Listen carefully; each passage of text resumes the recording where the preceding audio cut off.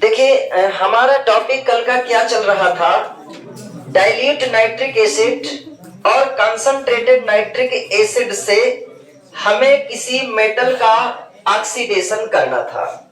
Metal हमारे पास दो तरह के हो सकते थे, रिएक्टिव मेटल और less reactive metal.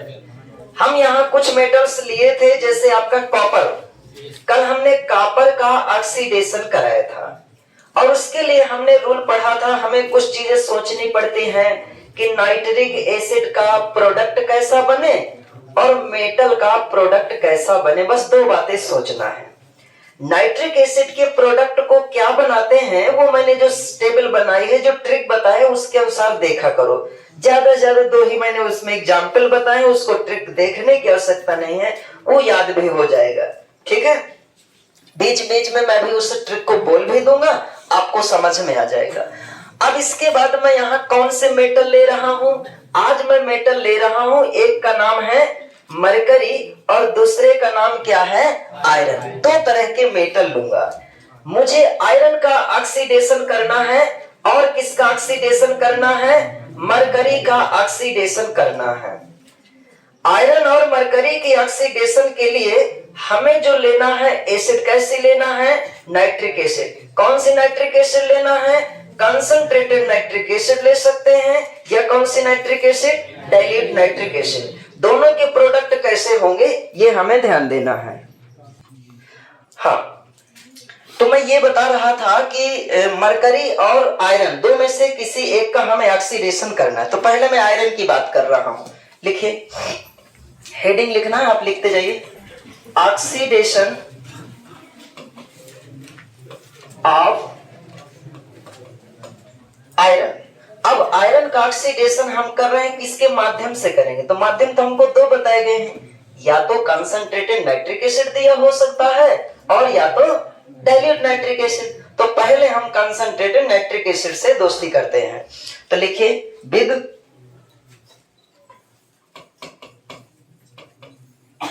Concentrated nitric acid. चलिए, इसकी हिंदी तो आपको आती है, कोई दिक्कत इसमें नहीं आती इसकी हिंदी? चलो, नहीं, ठीक ठीक, कोई बात नहीं।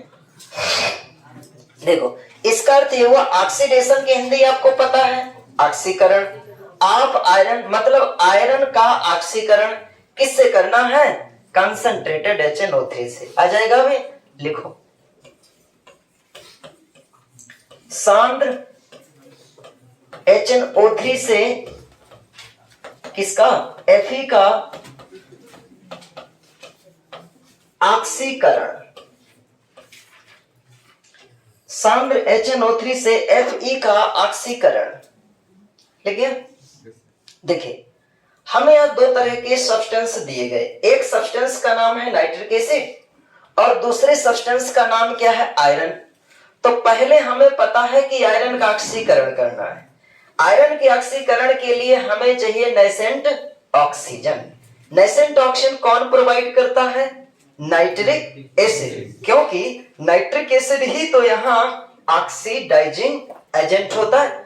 तो नाइट्रिक एसिड को हम जब यहाँ रिएक्ट कराते हैं तो हमको ये बताना है कि नाइट्रिक एसिड से कौन से उत्पाद बनते हैं। नाइट्रिक एसिड से कौन से उत्पाद बनते हैं, इस बात की जानकारी करने के लिए हमको देखना है कि नाइट्रिक एसिड यदि कंसंट्रेटेड होता है तो किसी भी प्रकार की दिक्कत नहीं होती, कोई भी हमें रूल अप्लाई नहीं करना। कंसंट्रेटेड नाइट्रिक एसिड से बनने वाला जो उत्पाद होता है वो कौन सा होता है, भले ही वो किसी से रिएक्ट कर रहा हो। NO2 होता है ना, सबको याद है। कंसंट्रेटेड नाइट्रिक एसिड हमने रखा है, इससे यदि हमको कोई प्रोडक्ट बनाना है तो चाहे वो मेटल से रिएक्ट कर रहा हो, चाहे नॉन मेटल से रिएक्ट कर रहा हो, चाहे कंपाउंड से रिएक्ट कर रहा हो, सबके लिए हमें HNO3 का प्रोडक्ट क्या बनाना है? NO2। याद रखना ये बात। तो हमने यहां रख दिया NO2 प्लस वाटर बनता है। अब इसके बाद क्या करना है? इसको बैलेंस करते हैं। हाइड्रोजन यहाँ दो है, यहाँ हाइड्रोजन कितना है? 2 से मल्टीप्लाई किया, हाइड्रोजन बैलेंस। 2 से मल्टीप्लाई करने पर नाइट्रोजन क्या हो गए? 2 हो गए। तो 2 का यहाँ पर भी आपको गुणा कर देना है। ऑक्सीजन कितने हैं? 6 है लेफ्ट साइड, राइट साइड 2 दूनी 4, 4 1 5। मतलब कितना और चाहिए, एक ऑक्सीजन। तो ये हो गए नेसेंट ऑक्सीजन, राइट साइड एक नेसेंट ऑक्सीजन मिल गए। इस तरह की रिएक्शन मैंने पहले भी कई बार बताई है, तो ध्यान रखना जब भी कंसंट्रेटेड नाइट्रिक एसिड का पहला स्टेप लिखेंगे तो ऐसा ही लिखेंगे। अगली बार जब मैं कहूंगा कि कंसंट्रेटेड नाइट्रिक एसिड का स्टेप बनाओ तो आपको यही वाला स्टेप लिख देना है, कहीं कुछ भी देखने की आवश्यकता नहीं है। इतना जरूर सोचना है कि HNO3 से बनेगा क्या, NO2 वाटर बनेगा। बैलेंसिंग करना तो आपको आना चाहिए, रटी हुई बात नहीं लिखना। अब प्रश्न ये है कि हमें किसका ऑक्सीडेशन कराना है, आयरन का। आयरन के पास कहीं भी तो हाइड्रोजन नहीं दिख रहे ना, तो ऑक्सीजन वहां से संकेत देता है कि मैं अकेले वहां नहीं जाऊंगा, वहां तब तक मैं नहीं जाऊंगा जब तक कोई हाइड्रोजन वाला स्पीशीज नहीं होगा। तो किसको कहा जाएगा, यही HNO3 को कहा जाएगा कि आप चलो मैं आपके साथ जाऊंगा, मैं अकेले नहीं जाऊंगा। तो यहां पर हम पहुंचा देते हैं किसे, HNO3 को। अब इसको हम ले आए नेसेंट ऑक्सीजन। प्रश्न ये है, अब यहां हमको फिर सोचना पड़ेगा कि आयरन जो होता है, आयरन से बनने वाला कोई साल्ट होगा। आयरन से बनने वाला साल्ट कैसा है, या तो फेरस बनाए या तो फेरिक बनाए। फेरिक साल्ट तब बनता है जब ये 3 इलेक्ट्रॉन त्यागेगा, इस तरह सोचना है। फेरिक तब बनेगा Fe+3 जब ये कितने इलेक्ट्रॉन त्यागेगा, 3 इलेक्ट्रॉन। फेरस तब बनता है जब 2 इलेक्ट्रॉन। एसिड हमारे पास कैसा है, कंसंट्रेटेड है। तो कंसंट्रेटेड की इतनी क्षमता होती है कि 3 इलेक्ट्रॉन त्याग करा सकता है, कि डाइल्यूट वाले की क्षमता होती है कि 3 इलेक्ट्रॉन त्याग करा सकता है। कंसंट्रेटेड जो होता है उसमें पानी की मात्रा बहुत कम होती है, ठीक है। तो जब मतलब कह सकते सांद्र बिल्कुल गाढ़ा है, तो सबसे ज्यादा क्षमता किसकी होगी, कंसंट्रेटेड की होगी, कि आयरन से 3 इलेक्ट्रॉन का त्याग करा सकता है। डाइल्यूट मतलब होता है पतला, मतलब उसमें पानी मिला हुआ है। तो जो पानी मिला हुआ है तो इसका मतलब हम उसको क्या मानेंगे, प्योर थोड़े ना मानेंगे। पानी मिला है तो इसका मतलब हम उसको कहेंगे लो क्वालिटी का हो गया, यानी डाइल्यूट है। तो डाइल्यूट की तो इतनी क्षमता नहीं रहेगी, कैपेसिटी नहीं रहेगी कि वो आयरन से कितने 3 इलेक्ट्रॉन त्याग करा सके। तो ध्यान रखना, डाइल्यूट कितने इलेक्ट्रॉन आयरन से त्याग कराएगा, 2। जब 2 त्याग कराएगा तभी +2 बनेगा। कंसंट्रेटेड कितने त्याग करा सकता है, 3, ज्यादा इलेक्ट्रॉन त्याग करा सकता है, तभी +3 बनेगा। यहां से हमको ये डिसाइड हो गया कि हमने कंसंट्रेटेड HNO3 लिया है, तो आयरन जो आपका परिवर्तित होगा किसमें बदल जाएगा, Fe+3 में। अब मैं यहां भी +3 लिखा नहीं हूं, तो जब ये Fe+3 बन, ध्यान देना, Fe+3 यहां बन जाएगा, इसका जोड़ा किससे बनाएंगे, NO3 से बनाएंगे। तो यहां पर मैंने रख दिया NO3। इनकी बैलेंसी तो मैंने बता ही दिया। आयरन की बैलेंसी मैंने अभी कितनी बता दी, हो गई 3 ना। और NO3 की कितनी होती है, -1। क्रॉस मल्टीप्लाई करेंगे, 3 इसका आ जाएगा इस साइड, और 1 को इधर लाने की आवश्यकता नहीं है। मैं 1 यहां लाऊंगा भी तो ऑलरेडी 1 रखा हुआ है, लिखने की कोई आवश्यकता नहीं। तो बन गया FeNO3 whole thrice, ferric nitrate. अब इसको थोड़ा सा बैलेंस कर लेते हैं। ऑक्सीजन और यहां के हाइड्रोजन मिलकर क्या बनाएंगे, H2O बनाएंगे। देखिए यहाँ NO3 3 है ना, यहाँ NO3 कितना है, 1 है। ध्यान से समझिए, अभी लिखना नहीं। यदि मैं 3 का गुणा कर देता हूं तो हाइड्रोजन 3 और ऑक्सीजन मिलकर के तो नहीं बना सकते ना। इसका मतलब मुझे क्या करना चाहिए, इसका ट्वाइस कर देना चाहिए। मैं यहाँ 2 का गुणा कर दूं, यहाँ 2 का गुणा कर दूं, तो आयरन 2 हो गए, नाइट्रेट भी कितने हो गए, 6। तो मैं यहाँ 6 का गुणा कर दूं। जैसे 6 का गुणा कर दूंगा तो हाइड्रोजन कितने हो गए, 6 हो गए। अब 6 हाइड्रोजन को ऑक्सीजन मिल जाए तो 3H2O तो बना सकता है। और यदि मैं केवल 3 भर रखता तो वहां पर कितना 1.5 H2O बनता, तो सब गड़बड़ हो जाता। एक एलिमेंट में तो हो सकता है, 2 एलिमेंट में तो नहीं। इस तरह फ्रैक्शनल लिखने की समस्या आ जाएगी फिर। तो देखो यहां पर मैंने इतना रख दिया। अब बताओ इसके बाद क्या किया जाएगा, हमें इनको बैलेंस करना होता है। यहां पर इसको बैलेंस कर लो, कितने ऑक्सीजन की आवश्यकता पड़ी, 3 ऑक्सीजन दिया ना मैंने, तभी तो जाकर के 6 H2O बना। अब क्या करना है कि दोनों रिएक्शन के नेसेंट ऑक्सीजन को कैंसिल करना है। आप करते जाओ, ठीक है, करते जाओ, इसके बाद की तो प्रोसेस पता है। तो पहले इक्वेशन में तो 1 ऑक्सीजन है, दूसरे इक्वेशन में कितने ऑक्सीजन है? 3 ऑक्सीजन है। तो हमें क्या करना चाहिए? दोनों को इक्वलाइज करने के लिए क्या करना पड़ेगा? पहले में 3 का गुणा कर दें। तो पहले इक्वेशन में हमने 3 का गुणा कर दिया और फिर जोड़ देंगे। 3 एसेंट ऑक्सीजन इसके 3 ये हो गए, 3 ये कैंसिल हो गए और कुछ कैंसिल हो रहा है? कोई भी कैंसिल होने वाली अब स्पीसीज नहीं बची। तो ये लिखेंगे 2Fe प्लस 6HNO3 यहां है, 3 दूनी तो टोटल कितने हो गया? 12HNO3 हो गया। फिर इसके बाद बताओ इधर 6NO2 प्लस, तो 3H2O यहां है, 3H2O यहां है, तो टोटल H2O तो 6 हो जाएंगे ना। और ये कितना हो जाएगा? क्या बेटा यही बनाया?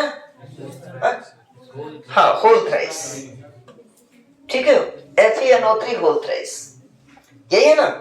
अब आप इस इक्वेशन में एक खास बात और देख रहे हैं, चाहे तो और भी कुछ इसको मॉडिफाई कर सकते हैं। तो आप देख रहे हैं कि यहां पर पूरे इक्वेशन में इवन नंबर लिखे हुए हैं मॉलिक्यूल 2, फिर यहाँ 12 लिखे हैं, 6 लिखे हैं, 2 लिखा है, 6 लिखा है।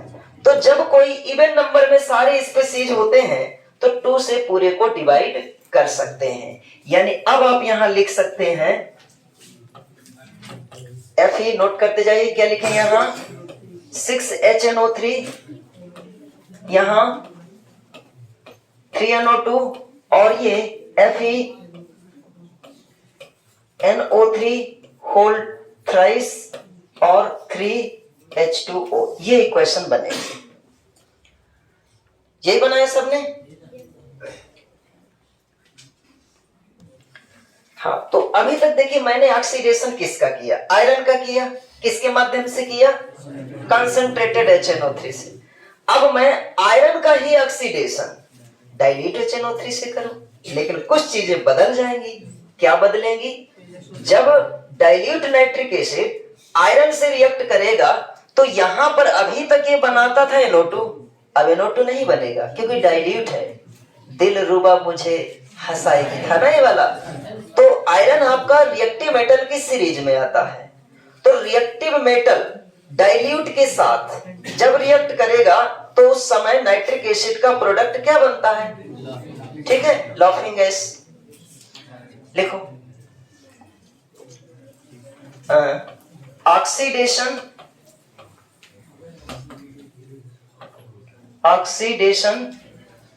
Of iron with dilute HNO3 आ जाएगा ये। हाँ, ये भी कहा जा सकता है कि reaction of iron with dilute nitric acid. Oxidation of iron with dilute HNO3। किसी भी इस तरह के ऑक्सीडेशन को करने के लिए हम सबसे पहले देखते हैं कि हमारे सब्सटेंस कौन कौन से हैं। तो हमारे एक सब्सटेंस है डाइल्यूट नाइट्रिक एसिड, तो हमने यहां पर लिख दिया नाइट्रिक एसिड। अब थोड़ा सा ये सोचना पड़ेगा कि नाइट्रिक एसिड के प्रोडक्ट कई तरह के होते हैं। नाइट्रिक एसिड कभी NO2 बनाता है, कभी NO बनाता है और कभी N2O बनाता है। तो किसमें कौन सा बनेगा? तो इससे पूछेंगे कि आप रिएक्ट किससे करना चाहते। इसने कहा मैं रिएक्ट करूंगा तो किससे? रिएक्टिव मेटल से, क्रियाशील धातु से मैं क्रिया करने जा रहा हूं। आयरन आपका क्रियाशील धातु है। कैसे पता चला कि क्रियाशील धातु है? जो आपकी इलेक्ट्रोकेमिकल सीरीज है, इलेक्ट्रोकेमिकल सीरीज में हाइड्रोजन से पहले जो एलिमेंट है वो एक प्रकार से क्रियाशील है। तो आयरन की उपस्थिति कहां पर होती है? हाइड्रोजन से पहले। तो यदि हाइड्रोजन से पहले तो इसका मतलब रिएक्टिव मेटल है। तो इसने कहा नाइट्रिक एसिड ने कि मुझे रिएक्शन करना है किससे? रिएक्टिव मेटल से। तो मैंने जो ट्रिक बताई थी, दिल रुबा मुझे, दिल में हो गया डाइल्यूट, रुबा में हो गया रिएक्टिव, मुझे मतलब M मेटल। रिएक्टिव मेटल जब रिएक्ट करता है तो दिल रुबा मुझे हंसाएगी। हंसाएगी मतलब लाफिंग गैस। यानी नाइट्रिक एसिड ने बता दिया कि यदि मैं रिएक्टिव मेटल से रिएक्ट करूं तो कौन सी गैस बनेगी? Laughing gas. लाफिंग गैस का फार्मूला क्या होता है? बस अब आपको यहाँ N2O लिख देना है। तो जो भी बैलेंसिंग होगी अभी तक किसके अनुसार होती थी, NO2 के अनुसार होती थी। अब जो बैलेंसिंग होगी वो किसके अनुसार होगी, N2O के अनुसार। पहले NO2 के अनुसार, अब N2O के अनुसार होगी। तो वाटर लिख देंगे, बैलेंस करिए। नाइट्रोजन यहाँ 2 है, 2 से मल्टीप्लाई किया, 2 हाइड्रोजन हो गए। अब यहाँ बताओ कितने, 6 ऑक्सीजन है, 1 यहाँ है, 1 यहाँ, 2 हो गए। कितने ऑक्सीजन बचे, 4 नेसेंट ऑक्सीजन और होना चाहिए। हो गया। अब नाइट्रिक एसिड ने तो अपनी बात रख दी, अब बचा कौन सा, आयरन। आयरन से हमने पूछा कि भाई तुम्हारे कौन कौन से प्रोडक्ट बन सकते हैं। आयरन ने कहा कि मैं उसको नहीं पता मुझसे कौन रिएक्ट करने आ रहा है। आयरन ने कहा मैं फेरस नाम का एक साल्ट बना सकता हूं और मैं फेरिक नाम का साल्ट बना सकता हूं, लेकिन किसके, यदि मेरे सामने कंसंट्रेटेड होगा तो मैं उसके रिस्पेक्ट में 3 इलेक्ट्रॉन निकाल दूंगा और Fe+3 बदल जाऊंगा। और यदि मेरे सामने डाइल्यूट नाइट्रिक एसिड होगी तो उसकी तो इतनी हिम्मत ही नहीं होती, वो सिर्फ मेरे कितने इलेक्ट्रॉन निकाल सकता है, 2 ही इलेक्ट्रॉन।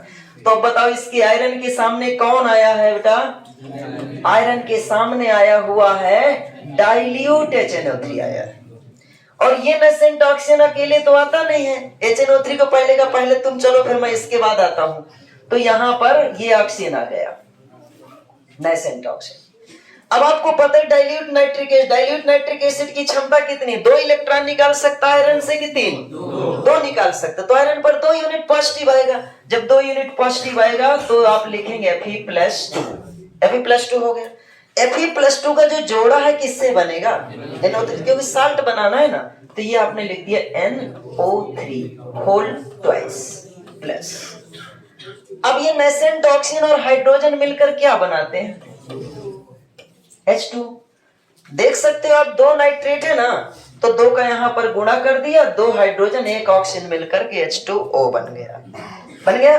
जब ये इक्वेशन बैलेंस हो जाती है तब जाकर के नवजात ऑक्सीजन को भी संतुलित करना है, दोनों तरफ बराबर होना चाहिए। तो क्या करेंगे, 4 ऑक्सीजन इसमें है, 1 इसमें, तो 4 का गुणा इस वाले इक्वेशन में हमें करना है। चलिए करिए, ऐड करिए। तो ये 4 ऑक्सीजन और ये 4 ऑक्सीजन कैंसिल, आप करते जाओ, कर लिया, ठीक, वेरी गुड। अब ये हम लिखेंगे यहाँ कितने, 4Fe प्लस, यहाँ 4 2 8, ये हो गए, 8 2 कितना हो जाएगा, 10HNO3। यहां तो सब कैंसिल, ये कितना होगा N2O, ये क्या होगा, 4 से मल्टीप्लाई करेंगे ना, यहाँ इस लाइन में जो भी आएंगे सबके पहले 4 से मल्टीप्लाई करते जाना है। 4FeNO3 whole twice plus 4H2O यहाँ है, 1H2O यहाँ, ठीक है, ये बन गया, आ गया, यही आया सबका। अब हम किसके बारे में पढ़ने जा रहे हैं, मरकरी के बारे में। तो मरकरी भी देखिए 2 तरह के प्रोडक्ट बताता है, कल मैंने समझाया था। मरकरी के 2 तरह के आयन होते हैं, एक मर्क्यूरस और एक मर्क्यूरिक। लिखना क्या भी, मर्क्यूरस और मर्क्यूरिक। तो मर्क्यूरस का मतलब होता है Hg की ऑक्सीडेशन नंबर +1 और मर्क्यूरिक का मतलब होता है Hg की ऑक्सीडेशन नंबर +2। अब आप इतना तो अनुमान लगा सकते हो, जो मरकरी है Hg है, उससे इलेक्ट्रॉन 2 तरह से निकाले जा सकते हैं, या तो 1 इलेक्ट्रॉन या तो 2। तो 2 ज्यादा हुआ ना, तो ज्यादा इलेक्ट्रॉन कौन निकाल सकता है, कंसंट्रेटेड की डाइल्यूट, कंसंट्रेटेड। बस अब इसके बाद रिएक्शन करते जाओ। तो हम यहाँ किसकी रिएक्शन करा रहे हैं, मरकरी की। ऑक्सीडेशन ऑफ, लिखो हेडिंग में लिख देते, उसके बाद आप रिएक्शन शुरू करो। ऑक्सीडेशन ऑफ मरकरी विद, किससे कराना है, कंसंट्रेटेड HNO3। तो देखो कंसंट्रेटेड HNO3 का पहला स्टेप क्या होता है, पता है सबको। पहला स्टेप में इसका कौन सा HNO3 का प्रोडक्ट क्या बने, कई होते हैं ना, एक NO2 होता है, एक N2 होता है, एक NO होता है। यदि कंसंट्रेटेड है तो इसका प्रोडक्ट क्या बनता है, बनाइए आप लोग। पहला स्टेप आप बनाइए। हाँ, तो देखो HNO3 आपका कंसंट्रेटेड है। मैंने अभी इसके पहले भी बताया कि जो कंसंट्रेटेड HNO3 होता है उसका प्रोडक्ट हमेशा क्या बनाना है, NO2। इसमें कुछ भी सोचने की आवश्यकता नहीं। तो आप यहां लिख देंगे NO2 प्लस। अब इसके बाद क्या करना है, वाटर लिख देना है। नेसेंट ऑक्सीजन कितने आएंगे देख लेते हैं, 2 से गुणा। वही रिएक्शन बार बार आती है, उसमें बैलेंसिंग वही पहले वाली होगी जो मैंने अभी किया था। 2 से गुणा यहां कर दिया। अब 6 ऑक्सीजन लेफ्ट साइड है, 4 ये हो गए, 1 ये हो गए, 5 हो गए, एक और बना दें तो नेसेंट ऑक्सीजन जो एक्स्ट्रा रखेंगे वो नेसेंट ऑक्सीजन इसके हैं। हो गया। अगला स्टेप, हम किसको ऑक्सीडाइज करने जा रहे हैं बेटा, मरकरी को। तो मरकरी को जब हमें ऑक्सीडाइज करना है तो ऑक्सीजन कहता है कि मैं अकेले नहीं जाऊंगा। क्यों? क्योंकि यहाँ हाइड्रोजन की कोई व्यवस्था नहीं है। तो किसको भेजेगा, HNO3 को भेजेगा कि तुम चलो मैं आता हूँ, चिपड़ी रोटी खाता हूँ, ठंडा पानी पीता हूँ, हरी डाल पर बैठा हूँ। देखो तो यहाँ पर देखो, यहाँ HNO3 को भेजता है। अब कहानी बदल गई बेटा। कौवा क्या करता है, जाता ही नहीं है, लेकिन ये धोखा नहीं देगा, जाएगा, चिपड़ी रोटी भी खाएगा, जाएगा भी। जमाना बदल गया, 5G का जमाना है। देखो इसने कहा कि तुम पहले जाओ और इसके बाद फिर इसको यहाँ पर ये ऑक्सीजन इस जगह पर आ जाता है। हो गया। प्रश्न ये है कि मरकरी 2 तरह की उत्पाद बनाता है ना, कौन कौन से, एक मर्क्यूरस, मर्क्यूरी। इसका मुकाबला किससे हो रहा है, डाइल्यूट से कि कंसंट्रेटेड से? कंसंट्रेटेड से। कंसंट्रेटेड की इतनी हिम्मत होती है कि मरकरी से ज्यादा इलेक्ट्रॉन त्याग करा सकता है। ज्यादा से ज्यादा कितने, 2। तो मरकरी से 2 इलेक्ट्रॉन त्याग कराएगा, और यदि 2 इलेक्ट्रॉन का त्याग कराता है तो Hg के ऊपर चार्ज कैसा आएगा, +2। और जोड़ा ये किससे बनाएगा, NO3 से। तो इसकी बैलेंसी 2 है, NO3 की 1, ब्रैकेट में इसको रखेंगे होल ट्वाइस, प्लस, यही होगा ना। अब यहाँ आपने 2 रख दिया है, तो 2 हाइड्रोजन और 1 ऑक्सीजन मिलकर के क्या बना लेंगे, H2। तो ये रिएक्शन भी बैलेंस है, ये वाला समीकरण बैलेंस है। अब आप देखिए क्या दोनों के नेसेंट ऑक्सीजन बराबर है? यदि बराबर है तो ठीक है, नहीं बराबर तो किसी न किसी नंबर से गुणा करके बराबर कर सकते हो। यहाँ ऑलरेडी दोनों सेम है, तो 1 ऑक्सीजन इधर से कैंसिल किया, 1 ऑक्सीजन इधर से कैंसिल किया, बैलेंस करके इसे ऐड कर दीजिए। तो ये हम रखते हैं Hg प्लस यहां 4HNO3। चलिए यहां पर क्या आएगा, 2NO2 प्लस, और यहां HgNO3 होल ट्वाइस और प्लस 2H2। इसका नाम है मर्क्यूरिक नाइट्रेट। अच्छा पहले मैंने नहीं लिखा तो आ जाएगा ना, जैसे ferrous nitrate, ferric nitrate, Fe+3 है तो फेरिक और Fe+2 है तो ferrous.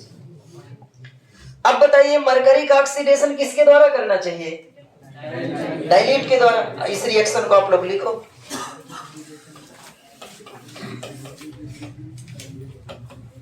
Oxidation of mercury with किसके द्वारा, डाइल्यूट नाइट्रिक एसिड से।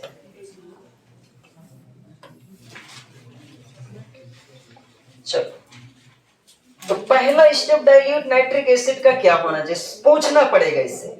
हमने बताया कि नाइट्रिक एसिड कई तरह के प्रोडक्ट बनाता है। कंसंट्रेटेड नाइट्रिक एसिड तो मान लो हमेशा NO2 बनाता है।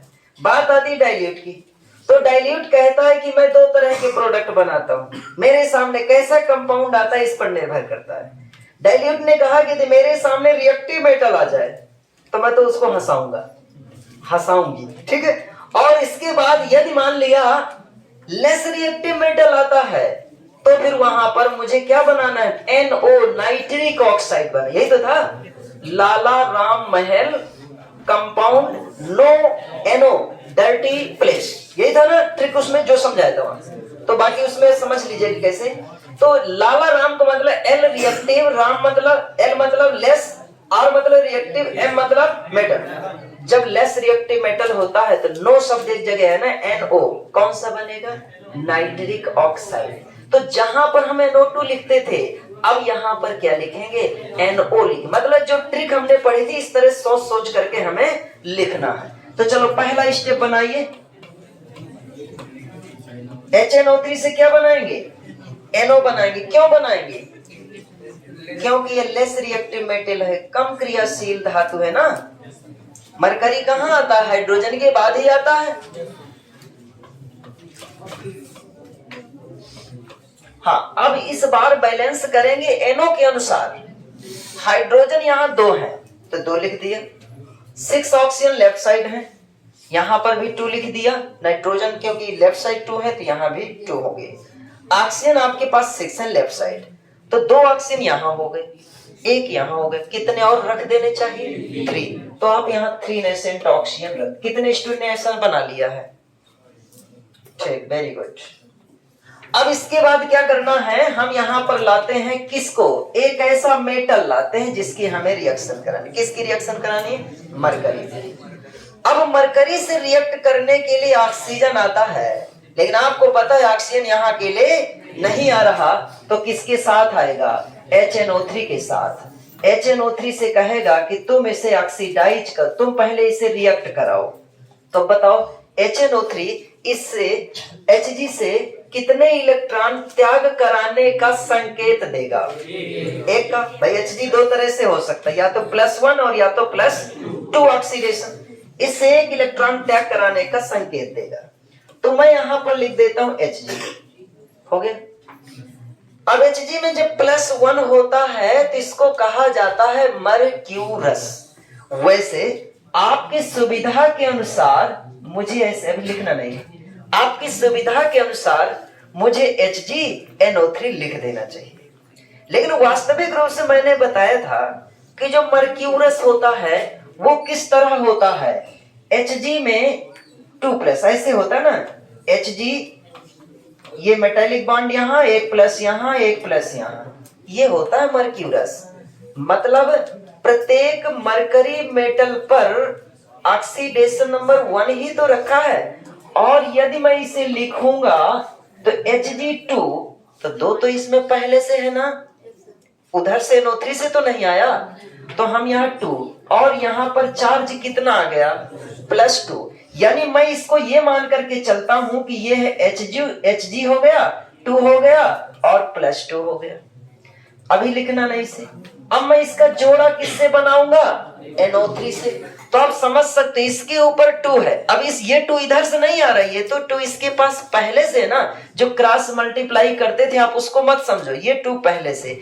इस तरह का जो Hg2 + 2 होता है इसको हम मर्क्यूरस पढ़ते, मर्क्यूरिक नहीं पढ़ते। ये क्या है, मर्क्यूरिक। अच्छा, मर्क्यूरिक कब पढ़ते, जब नीचे 2 ना लिखा होता, एक ही एटम पर 2+ लिखा होता। यहाँ तो एक पर एक प्लस लिखा है ना, इसलिए मर्क्यूरस है।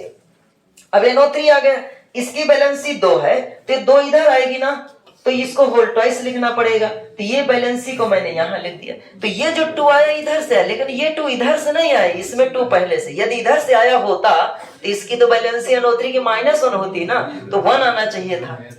ठीक है, तो समझ रहे ना इस बात को। Hg2+ मैंने ये रख दी, ये हो गया आपका क्या, मर्क्यूरस।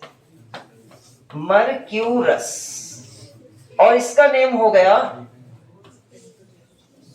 मर्क्यूरस। हाँ चलिए, अब बताइए क्या रहेगा बेटा, NO3 यहाँ 2 है ना, तो मैं यहाँ 2 रख दिया, तो 2 हाइड्रोजन 1 ऑक्सीजन मिलकर के बना लिया वाटर। ठीक, अब मैं इतना सब कुछ नीचे लिख दिया, तो अब आप बैलेंसिंग करके इसको ऐड कर दीजिए। देखिए इसमें कितने हैं, नीचे लिख देंगे हम, ठीक है, उसको नीचे लिख देंगे। आप साइड में कहीं लिख लीजिएगा इसे।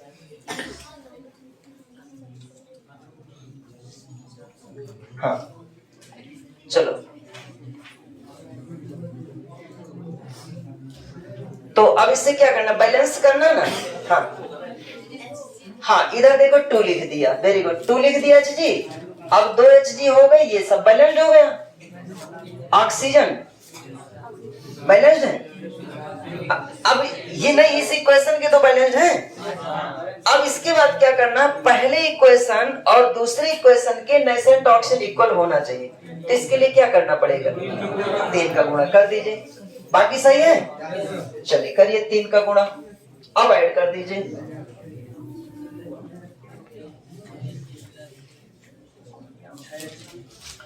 तो ये 6 हो जाएगा, प्लस 6 यहां हुआ, 2 यहां, 8HNO3, 3 ऑक्सीजन, 3 ऑक्सीजन यहां से कैंसिल, और तो लेफ्ट साइड कुछ बचा नहीं, राइट साइड आएगा 2NO, यहां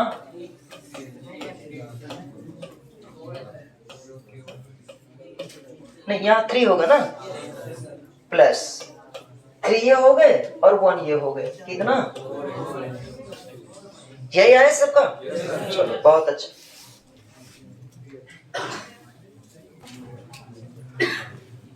ये क्वेश्चन जो मैं आगे बताने जा रहा हूं, ये कॉम्पिटिटिव एग्जाम्स में भी पूछा जाता है।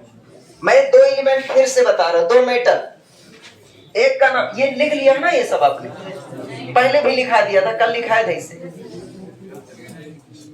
चलो, एक का नाम है Mn, क्या नाम है, मैंगनीज एक प्रकार का क्या है, मेटल है, और ये क्या है Mg, ये भी क्या है, मेटल है। कैसा मेटल है, ये दोनों रिएक्टिव मेटल है। अब इस बात को ध्यान से सुनना, कैसा मेटल बेटा, रिएक्टिव मेटल। और जब भी कोई एक्सेप्शनल वाली चीज होती है, अभी तो हम बहुत सारी एक्सेप्शनल ही पढ़ रहे थे, फिर भी हमने उनको किसी ना किसी तरह से सेट कर लिया कि ये आएगा डाइल्यूट होगा तो ये बनेगा, कंसंट्रेट ये हो बनेगा तो ये मतलब होगा तो ये प्रोडक्ट बनेगा, और लेस रिएक्टिव है, मोर रिएक्टिव है, तो ऐसा हमने उसको समझा किसी भी तरह से।